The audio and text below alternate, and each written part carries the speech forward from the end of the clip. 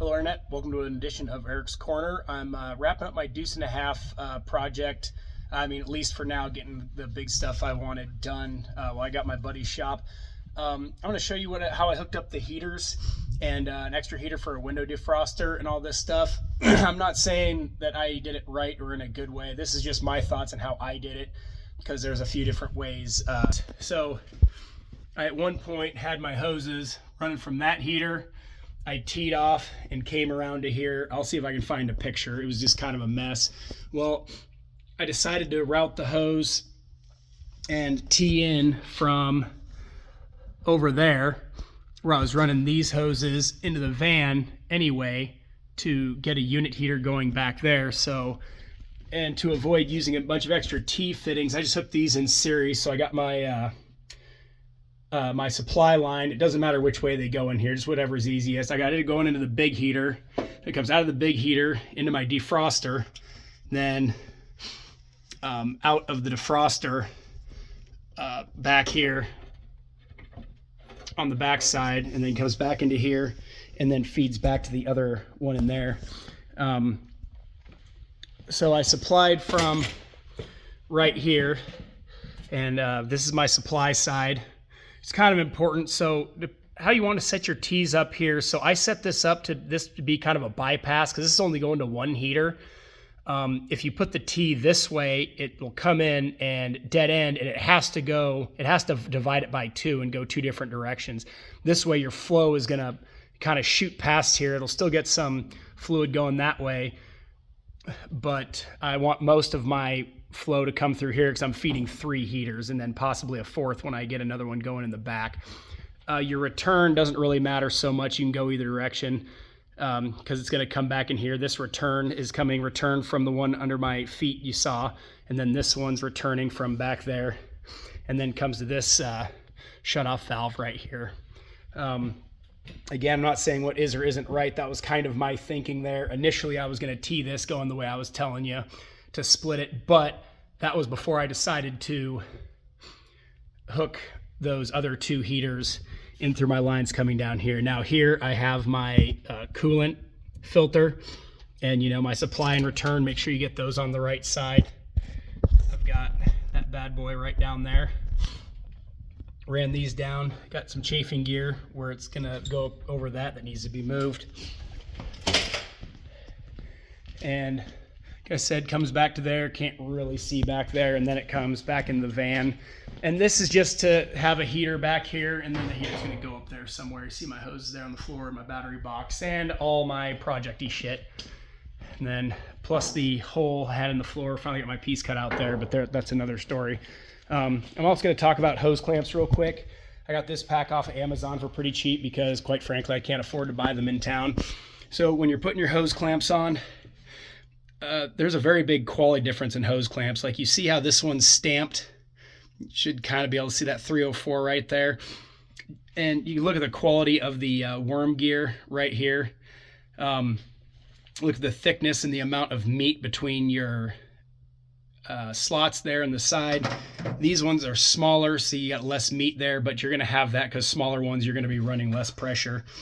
I went with marine grade hose clamps because they're just far heavier duty, but kind of use what you got. This one's just for heating ducting, and you see the slots don't go all the way through. I've never liked these. The worm gear tends to strip out, but they're cheap, and they're just for putting ducting on. I'm going to put a piece of tubing right here. It's going to feed back there, come up through here somehow, and sit right here and blow on this window. Then 2 more are going to come up through the middle there, blow on those windows, and then same on the other side. So it doesn't need to be anything very expensive.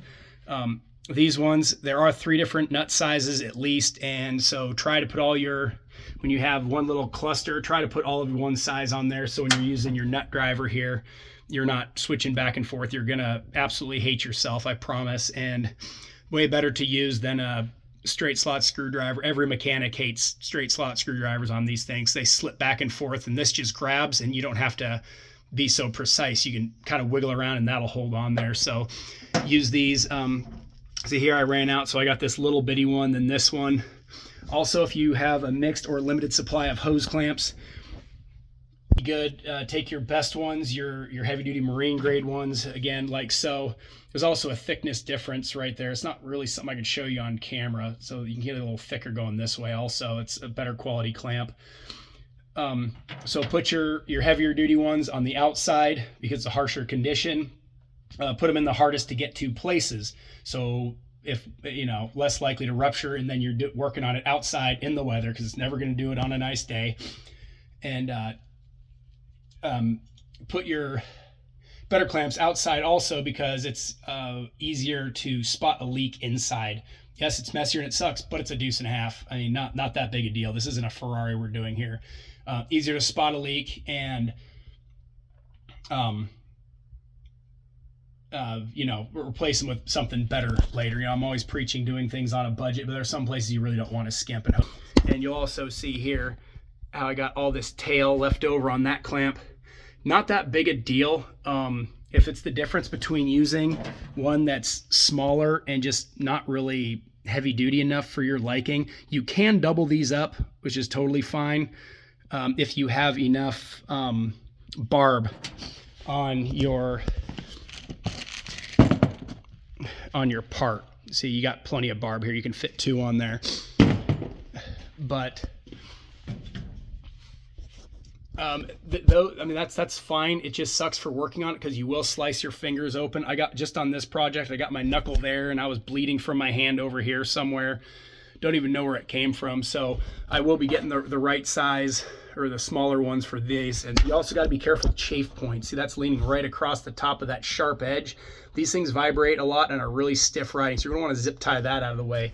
And that goes for pretty much any of these spots, anywhere. These are getting 90s right here, so I don't have that kink. See, these edges aren't really sharp, so it shouldn't be bad, but I would still run chafing gear of some kind if you can find it. This was really cheap. It's just for air conditioning, or get some heat up to my windows because they fog up real bad. I drove this thing over here in about 4-degree weather, and that heater, I think it's 20,000 BTU or 22,000 running full blast, and then that one, which is another 15,000 running full blast, and it barely took the edge up. I mean, it made it a little more comfortable. It already got 50 degrees in here, which is nice compared to minus degree or 4 to 5, 10 degrees, whatever it was. It was cold, but my windows completely iced up. There was nothing I could do. I just had to keep wiping them off. Not that big a deal, but it would be nice to have some kind of nice defroster. I was going to hang this up there, but running something that high above the engine, unit heaters, you generally don't want them any higher than the engine for a couple of reasons. You can get an airlock in them,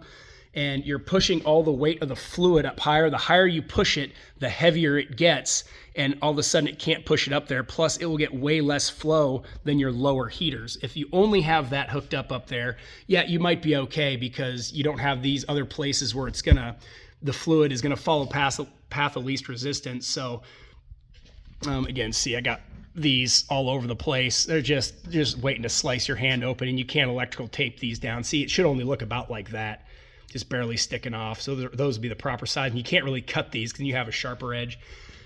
But you know, again, I'm not saying this is the right way. I don't have the math or the numbers, but see how this tees off here. You're going to get more flow. I mean, this is, you know, if I went this way, it's going to divide your fluid in half, but you're going to have less resistance because you have more hose to go through. So I mean, at some point, if I was to hook 7 heaters to it back in the van there or whatever, eventually the fluid is going to be too heavy to move. That's what you're talking about building resistance, is, you know, you're adding weight of the fluid and just flow resistance in the hose. I mean, if this hose was 90 feet long or 800 feet long and I just ran it out level with the engine, or where it's coming out right here, it probably would get no flow just because it can't push the weight. And I mean, that's how electricity works and all kinds of stuff. Again, that's somebody else's YouTube channel. So this is what I did. Like I said, I painted up the 3-wheeler rims there. I had this run. It was just kind of temporary. I always meant to kind of fix it later. Well, now is later, and now I got it fixed pretty close to the way I want it. You know, I had the hoses, they were running down here, and then they teed off right here, ran down the floor and over to this heater, which again was fine for the time being. But there's a little bit of a kink right there, but I got 90s in there. Oh boy, you can't really see up there at all. And battery's too low for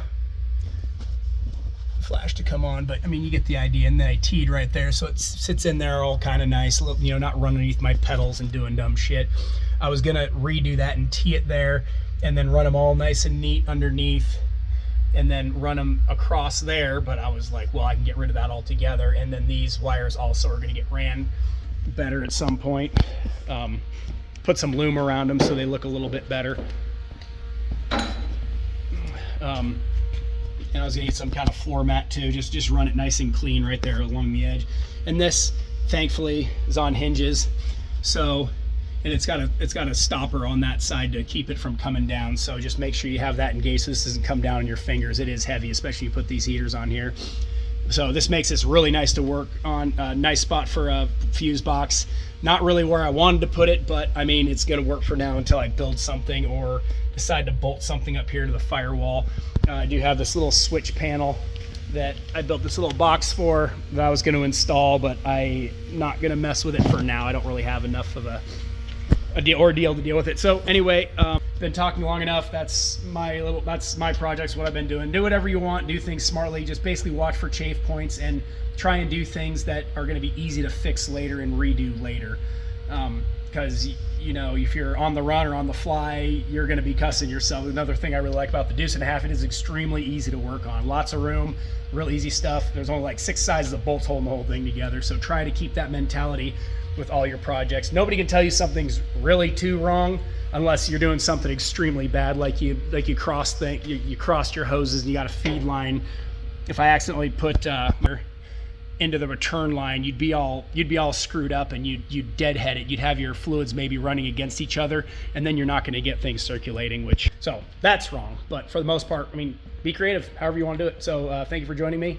Yeah, stay tuned, and I'll show you and have this bad boy back on the road. Thanks for joining me.